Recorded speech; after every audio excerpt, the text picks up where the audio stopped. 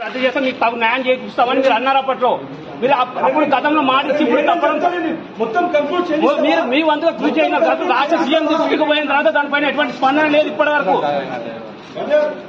చెప్పేది కంక్లూడ్ అలా మీ వంతుగా కృషి చేస్తున్నారు కాకపోతే రాష్ట్ర సీఎం నుంచి దానిపైన ఎటువంటి స్పందన లేదు. ఒక రివ్యూ మీటింగ్ కోసం రివ్యూ అంటే సోషల్ మీడియాలో వైరల్ కావడానికి మాత్రమే జరిగింది. అంతకుముందు దానిపైన ఎటువంటి లేదు. హైకోర్టులో కేసు గెలిచిన కానీ సుప్రీంకోర్టుకి పోతుంది. మీరు మాకు న్యాయం చేయాలని ఉండింటే రాంగ్ క్వశ్చన్ విషయంలో సుప్రీంకోర్టు పోయే వాళ్ళు కాదు. హైకోర్టులో కూడా జీవో 40 కేసు గెలిచే విషయంలో ఉంటే కూడా ఏజ్ గారితో అడ్డుకోనిస్తున్నారు మీరు.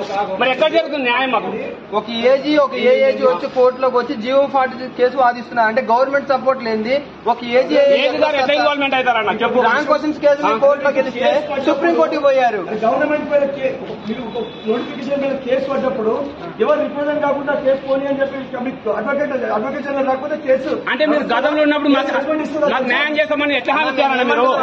న్యాయం చేయమని ఎక్కడ చేస్తున్నారు? వాళ్ళని ట్రైనింగ్ పంపారు, మమ్మల్ని దేకట్లేదు. ఎక్కడ చేస్తున్నారు చెప్పండి.